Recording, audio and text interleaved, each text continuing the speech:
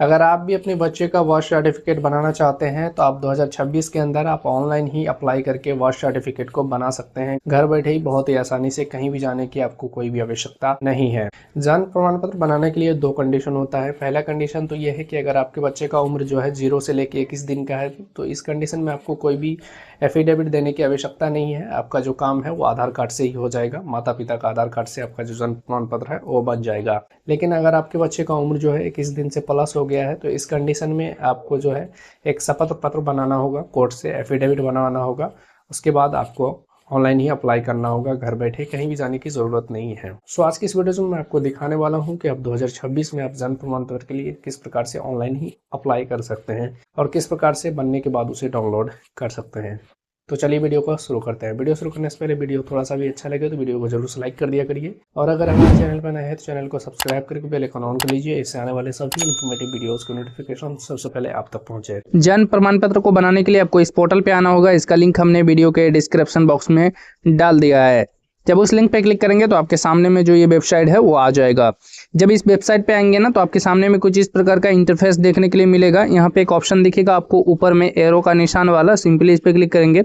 यहाँ पे आपको जनरल पब्लिक वाले विकल्प पे क्लिक करना है। अब आपके सामने में कुछ इस प्रकार का जो डैशबोर्ड है वो यहाँ पे आ जाता है। आपको सबसे पहले यहाँ पे रजिस्ट्रेशन करना होगा, साइन अप करना होगा। तो जो भी आपका फर्स्ट नेम है, फर्स्ट नेम को यहाँ पे डालेंगे, मिडिल नेम को यहाँ पे डालेंगे, लास्ट नेम को यहाँ पे डालेंगे। जो भी आपका जेंडर है, मेल फीमेल, को यहाँ से सेलेक्ट करेंगे। जो भी आपका डेट ऑफ बर्थ है, डेट ऑफ बर्थ को यहाँ से बताना है और यहाँ पे नेक्स्ट वाले विकल्प पे क्लिक करेंगे। अब यहाँ पे बहुत सारे लोग का सवाल ये भी हो सकता है कि जिसके नाम से लॉगिन होगा सिर्फ उसी का बना सकते हैं यहाँ पे बर्थ सर्टिफिकेट। तो ऐसा कुछ भी नहीं है, किसी के नाम से भी आप यहाँ पे रजिस्ट्रेशन कर सकते हैं और किसी का भी बर्थ सर्टिफिकेट को आप बना सकते हैं। तो यहाँ पे सिंपली नेक्स्ट वाले विकल्प पे क्लिक करेंगे। जैसे ही नेक्स्ट वाले विकल्प पे क्लिक करोगे तो अब यहाँ पे आपको एड्रेस को फिल करना होगा। तो जो भी आपका स्टेट है ना, स्टेट को यहाँ से सेलेक्ट कर लेना है। यहाँ से सभी स्टेट के जो लोग हैं वो सब बना सकते हैं यहाँ से बर्थ सर्टिफिकेट। यहाँ पे जो भी आपका स्टेट है वो यहाँ से सेलेक्ट कर लेते हैं। यहाँ पे जो भी आपका डिस्ट्रिक्ट है ना, डिस्ट्रिक्ट को आपको यहाँ से बताना है। उसके बाद में जो भी आपका सब डिस्ट्रिक्ट है ना, सब डिस्ट्रिक्ट को यहाँ से आपको बताना है। उसके बाद में जो भी आपका विलेज है ना, विलेज को यहाँ से आप बताएंगे।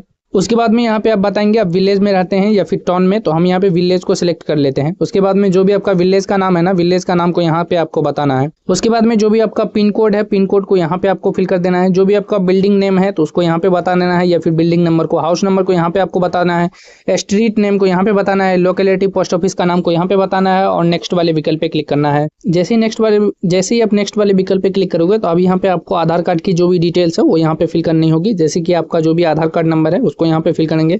जो भी आपका नेशनलिटी है उसको यहाँ पे बताएंगे, आप इंडियन को यहाँ से सिलेक्ट करेंगे। टर्म एंड कंडीशन को एक्सेप्ट करेंगे, नेक्स्ट वाले विकल्प पे क्लिक करेंगे। यहाँ पे आपको एक मोबाइल नंबर को फिल कर देना है। मोबाइल नंबर फिल करने के बाद में आपको सेंड ओटीपी वाले ऑप्शन पे क्लिक करना है। आपके मोबाइल नंबर पे एक ओटीपी प्राप्त होगा, उस ओटीपी को यहाँ पे फिल करना है। लॉगिन वाले विकल्प पे क्लिक करना है। इतना करते ही आप देखोगे कि आप सक्सेसफुली लॉगिन हो गए हैं। आपके सामने में जो पूरा डैशबोर्ड है वो यहाँ पे आ जाता है। अब यहाँ से आप जन्म प्रमाण पत्र और मृत्यु प्रमाण पत्र के लिए ऑनलाइन अप्लाई कर सकते हैं और उसे यहाँ से बना सकते हैं और डाउनलोड भी यहीं से कर सकते हैं। तो हमें यहाँ पे अभी जन्म प्रमाण पत्र बनाना है तो हम यहाँ पे 3 डॉट वाले विकल्प पे क्लिक करेंगे। यहाँ पे बर्थ वाले विकल्प पे क्लिक करेंगे और यहाँ पे रिपोर्ट बर्थ वाले विकल्प पे क्लिक करेंगे। अब आपके सामने में जो पूरा फॉर्म है वो यहाँ पे आ जाता है। सबसे पहले जो भी आपका स्टेट है, स्टेट को यहाँ से आप बताएंगे। सभी स्टेट के यहाँ पे नाम देखने के लिए मिल जाता है। अब यहाँ पे आपको प्राइमरी लैंग्वेज सेलेक्ट करना है। प्राइमरी लैंग्वेज आप कौन सा रखना चाहते हैं, हिंदी या इंग्लिश, यहाँ से बताना है। हम यहाँ पे इंग्लिश रखना चाहते हैं और द्वितीय लैंग्वेज यहाँ पे हिंदी आ जाएगा। उसके बाद में जो भी आपकी रिपोर्ट की जो डेट रहेगी वो यहाँ पे आ जाएगी, जिस दिन आप अप्लाई कर रहे हैं। तो उसके बाद में यहाँ पे चाइल्ड की जो इन्फॉर्मेशन है वो यहाँ पे फिल करनी होगी। यहाँ आप 0 से लेके 60 वर्ष के लोगों तक का यहाँ से आप जन्म प्रमाण पत्र आसानी से बना सकते हैं। शर्त यही है कि अगर आपका बच्चा 0 से 21 दिन के अंदर का है तो उस केस में आपको कोई भी एफिडेविट लगाने की आवश्यकता नहीं होती। लेकिन अगर आपका बच्चा का 21 दिन से ज़्यादा उम्र हो गया है तो उस कंडीशन में आपको एफिडेविट SDM कोड से बना के यहाँ पे अपलोड करना होगा। इसी तरीके को आप फॉलो करके किसी भी व्यक्ति का आप यहाँ से जन्म प्रमाण पत्र बना सकते हैं। बस यही है कि उसमें आपको एफिडेविट आपको लगाना होगा SDM कोड से। तो उसके बाद में आपको सिंपली नीचे स्क्रॉल करना है। यहाँ पे चाइल्ड की जो इन्फॉर्मेशन है वो आपको फिल करनी होगी। तो जो भी बच्चे का डेट ऑफ बर्थ है, डेट ऑफ बर्थ को यहाँ पे बताएंगे। सबसे पहले आपको ईयर बताना है, किस वर्ष में जन्म हुआ। उसके बाद में यहाँ पे मंथ को आपको सिलेक्ट करना है। उसके बाद में आप यहाँ से डेट बताएंगे तो आपका जो डेट ऑफ बर्थ है वो यहाँ पे आ जाएगा। उसके बाद में आपको डेट ऑफ बर्थ को कंफर्म करना है तो यहाँ पे कैलेंडर वाले विकल्प पे क्लिक करना है। फिर से आपको यहाँ पे ईयर को सिलेक्ट करना है और यहाँ पे मंथ को बताना है। यहाँ से आपको डेट को बताना है तो आपका जो डेट ऑफ बर्थ है वो यहाँ पे आ जाएगा। उसके बाद में यहाँ पे आप टाइम ऑफ बर्थ बताएंगे कि बच्चे का जिस समय जन्म हुआ उस समय कितना टाइम और कितना सेकंड हो रहा था, उसको यहाँ से बताएंगे। यहाँ पे घड़ी मिल जाती है, यहाँ पे आपको बताना है।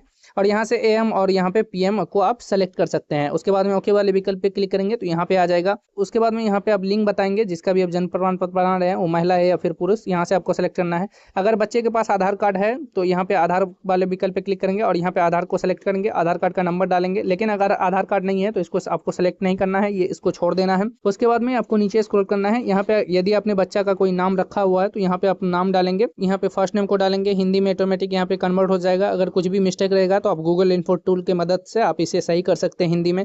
मिडिल नेम है तो मिडिल नेम को यहाँ पे डालेंगे, हिंदी में ऑटोमेटिक कन्वर्ट हो जाएगा। यहाँ पे लास्ट नेम को डालेंगे, हिंदी में ऑटोमेटिक कन्वर्ट हो जाएगा। उसके बाद में आपको नीचे स्क्रॉल करना है, यहाँ पे आपको नाम को पुष्टि करना होगा। आपने जो भी नाम रखा हुआ तो यहाँ पे फर्स्ट नेम को यहाँ पे डालेंगे, मिडिल नेम को यहाँ पे डालेंगे और लास्ट नेम को यहाँ पे डालेंगे, तो नाम आपका जो है वो यहाँ पे कंफर्म हो जाएगा।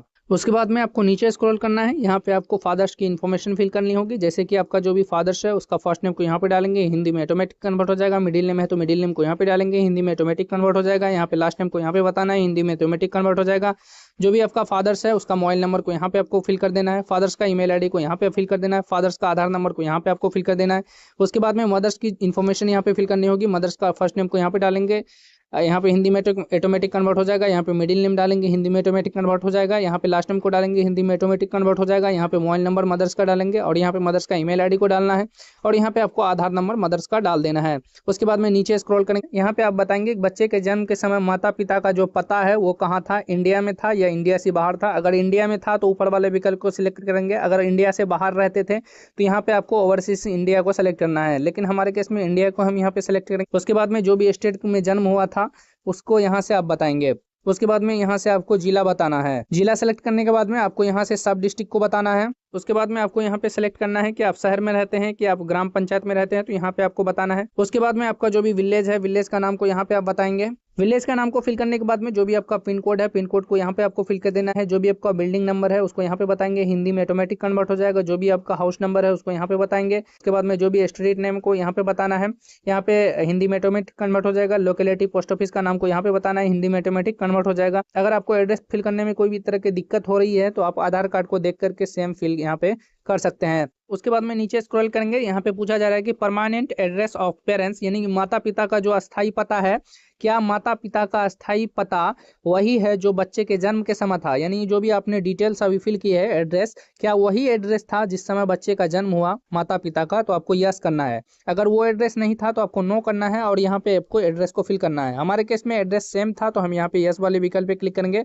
उसके बाद में यहाँ पे बताएंगे प्लेस ऑफ बर्थ क्या है, यानी कि जन्म का जो स्थान है वो क्या है। बच्चा हॉस्पिटल में पैदा लिया है या फिर घर में लिया है या फिर कोई अन्य स्थान पे। हम यहाँ पे घर को सेलेक्ट करते हैं, आपको भी घर को ही सेलेक्ट करना है। अगर आप हॉस्पिटल को सेलेक्ट करेंगे तो आपका मोस्टली केस में रिजेक्ट होने का ज्यादा चांसेस रहता है। वो इसलिए कि आज के डेट में अगर बच्चा हॉस्पिटल में पैदा लेता है तो वहीं पे उसका जो जन्म प्रमाण पत्र है वो बना करके दे दिया जाता है। तो आपको हाउस को ही सेलेक्ट करना है।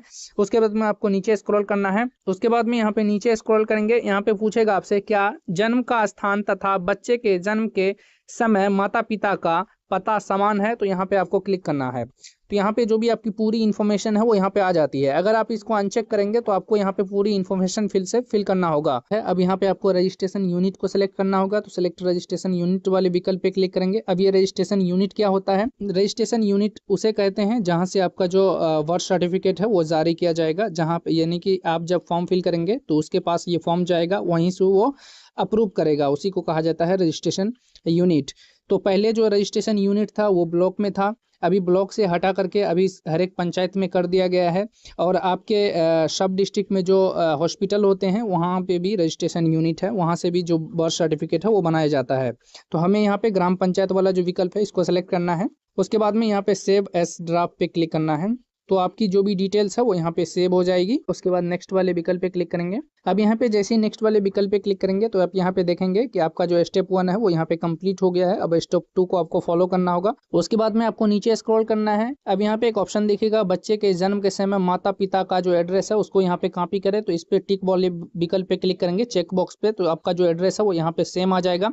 उसके बाद में यहाँ पे आपको फादर्स की जो इन्फॉर्मेशन है उसको यहाँ पे फिल करना होगा। तो यहाँ पे सबसे पहले आप फादर्स का धर्म को सेलेक्ट करेंगे, फादर का धर्म बताएंगे कि हिंदू, मुस्लिम, क्रिश्चियन, सिख, बौद्ध, जैन जो भी है यहाँ से आपको बताना है।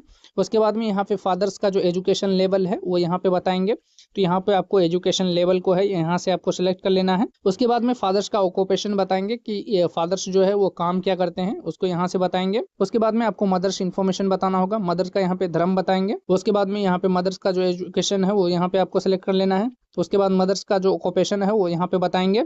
उसके बाद में आपको नीचे स्क्रॉल करना है, यहाँ पे आपको अदर्स इन्फॉर्मेशन को फिल करना होगा। तो यहाँ पे पूछा जा रहा है विवाह के समय माता की आयु कितनी थी, वो वर्षों में बताएं। यदि माता का एक से अधिक विवाह हुआ है तो पहले विवाह का उम्र बताएंगे। तो यहाँ पे आप माता का आयु बताएंगे।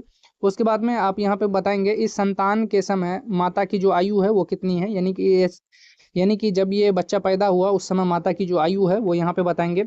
उसके बाद में यहाँ पे बताएंगे माता की इस संतान को मिलाकर पैदा हुए जीवित बच्चे की संख्या कितनी है, तो यहाँ पे आपको वो बताना है। उसके बाद में यहाँ पे आपसे पूछा जाएगा प्रभास के समय परिचारिका का प्रकार क्या था।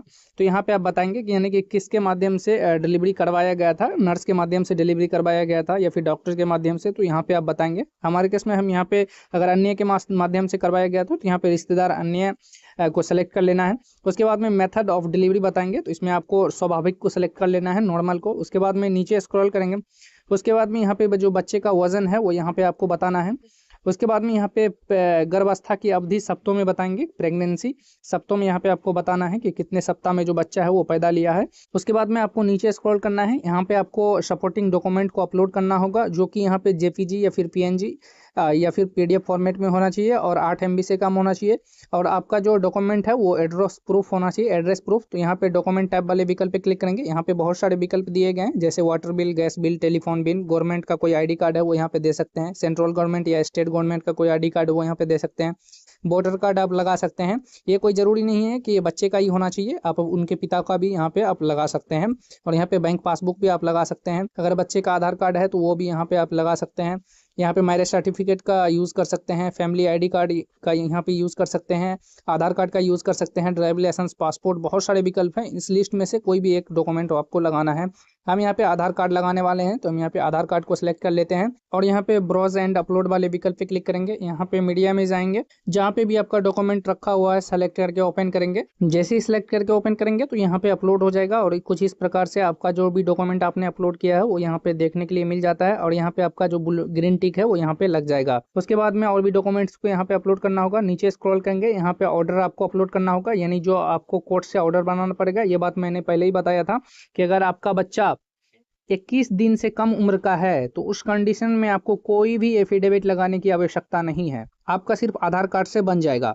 लेकिन यदि आपका बच्चे का उम्र 21 दिन से अधिक हो गया है तो उस कंडीशन में आपको एफिडेविट एसडीएम कोर्ट से आपको बनवा के देना होगा। तो यहाँ पे आपको ब्राउज एंड अपलोड वाले विकल्प पे क्लिक करेंगे और यहाँ पे आपको मीडिया में जाना है। जहाँ पे भी आपका डॉक्यूमेंट रखा हुआ है सेलेक्ट करके ओपन करेंगे। जैसे ही सिलेक्ट करके ओपन करेंगे तो आपका डॉक्यूमेंट यहाँ पे अपलोड हो जाएगा। कुछ इस प्रकार का ऑर्डर जो है यहाँ पे अपलोड हो जाएगा। जैसे ही आप ऑर्डर को अपलोड करेंगे तो यहाँ पे ग्रीन टिक जो है वो यहाँ पे लग जाएगा। उसके बाद में यहाँ पे एक और आपको डॉक्यूमेंट देना पड़ेगा, additional document in support of claim. तो यहाँ पे आपको डॉक्यूमेंट टैब पे क्लिक करना है। इसमें आपके पास अगर CGHS कार्ड है तो वो भी यहाँ पे अपलोड कर सकते हैं, ECGSH कार्ड है तो वो भी यहाँ पे अपलोड कर सकते हैं, पैन कार्ड भी यहाँ पे अपलोड कर सकते हैं और यहाँ पे जो है scan copy of physical reporting form भी आप यहाँ पे अपलोड कर सकते हैं। हम यहाँ पे अपलोड करने वाले हैं यहाँ पे scan of physical reporting form को यहाँ पे अपलोड करेंगे। ब्राउज वाले विकल्प पे क्लिक करना है और यहाँ पे मीडिया में जाना है। जहाँ पे भी आपका फॉर्म रखा हुआ है सिलेक्ट करके ओपन करेंगे। जैसे ही सिलेक्ट करके ओपन करेंगे तो यहाँ पे आप देखेंगे कि हमारा जो फॉर्म है वो यहाँ पे अपलोड हो गया है और यहाँ पे जो है आपका ग्रीन टिक यहाँ पे लग जाएगा। उसके बाद में आपको सेव एज ड्राफ्ट वाले विकल्प पे क्लिक करेंगे, देन नेक्स्ट वाले विकल्प पे क्लिक करना। अब जैसे ही नेक्स्ट वाले विकल्प पे क्लिक करोगे तो आपकी जो भी पूरी इन्फॉर्मेशन है वो यहाँ पे आ जाएगी। जो भी आपने डिटेल्स को फिल किया है सारी इन्फॉर्मेशन यहाँ पे आ जाती है। सिंपली आपको नेक्स्ट वाले विकल्प पे क्लिक करना है। अब यहाँ पे आपकी जो पूरी इन्फॉर्मेशन है वो यहाँ पे आ जाता है। जैसे कि आपने जो भी डिटेल्स यहाँ पे फिल किया है सभी डिटेल्स यहाँ पे आ जाता है। सिंपली आपको यहाँ पे टर्म एंड कंडीशन को एक्सेप्ट करना है और सबमिट वाले विकल्प पे क्लिक करना है। जैसे ही आप फॉर्म को सबमिट करेंगे तो आपके सामने में कुछ इस प्रकार का पॉपअप आएगा, payment gateway is not available, the stand kindly contact the registrar. यहाँ पे बेसिकली ये बताया जा रहा है कि आपके स्टेट में जो है पेमेंट गेटवे अवेलेबल नहीं है रजिस्ट्रार के पास। यहीं से जो है आपको यहाँ पे 3 डॉट पे क्लिक करना है और यहाँ पे होम वाले विकल्प पे क्लिक करना है और यहाँ पे एक ऑप्शन दिखेगा ड्राफ्ट एप्लीकेशन का, इस पे आपको क्लिक करना है। लेकिन अगर आप बिहार को छोड़ के किसी भी स्टेट से हैं तो आपको वहाँ पे पेमेंट करने का जो विकल्प है वो यहाँ पे आ जाएगा, पेमेंट गेटवे आ जाएगा, आपको पेमेंट कर देना है अपने अकॉर्डिंग। आप जितना विलम्ब किए होंगे उसके अकॉर्डिंग आपका जो पेमेंट है 10 रुपये, 20 रुपये, 50 रुपये या 100 रुपये भी हो सकता है।